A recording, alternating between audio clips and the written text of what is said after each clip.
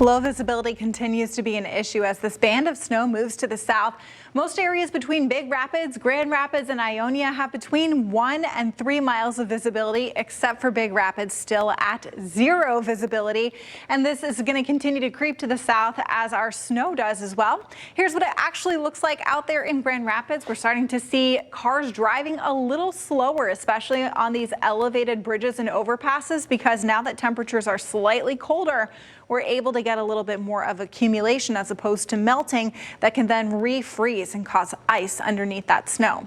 Temperatures right now for the northern half of the area where the snow is ongoing at or below freezing. We're still in the upper 30s though farther to the south, and where we could see some additional accumulation here is in Oceana into Newaygo and Mecosta counties, where there is now a winter weather advisory through 1 a.m. for snow up to 1 to 2 inches and blowing snow. We also have this wind advisory still in place for all of us through 8 p.m. where we could still have upwards of 40-mile-an-hour winds, and that's what's been going on for the bulk of the day. So blowing snow and reduced visibility for driving, that's our biggest concern. You can see the snow in motion here over the last hour or so, really making good time pushing to the south and east. But areas of heavy snow in Newaygo County through Kent County and into Ionia County are causing some of those worst visibilities and some dangerous conditions on the road, especially here along 96 from Grand Rapids out into Ionia and towards the Lansing area.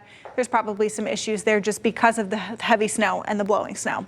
Gusts right now are anywhere from 33 to 36 to 39 miles an hour on the higher end. Some lighter gusts are out there, but most of us have some pretty high gusts at the moment. Cold front making a little bit more progress to the south, and that comes through tonight for us.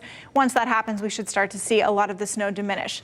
All of this snow should be out of the way by about midnight. As this front slides in, there could be a very narrow strip of snow continuing to give us at least a little bit of blowing snow concerns where it is. It's going to be very few and far between though for us. Into tomorrow, we have a glancing blow from another system leading to the chance for some accumulating snow from Grand Rapids to the north and east very briefly into the early afternoon. Then we should be pretty quiet until Wednesday morning when we get a little bit of lake effect snow going on here. The morning commute could be impacted by that, along with areas into the afternoon too. Although this looks to be very isolated, very persistent band though possible through the afternoon, that could cause some of us to have some slippery roads here and there. All in all, probably 2 to 3 inches of total snow is expected over the next couple of days. I think this model is underdoing it just a little bit. So it's not necessarily the accumulations that are going to be a big deal. It's the blowing snow, and the nature of that will happen today and tomorrow and Wednesday, because although we don't have any wind alerts for tomorrow or Wednesday, it's still going to be a little breezy. Thursday should be a pretty nice day, and then going into the weekend, we'll have to watch for wintry mix potential.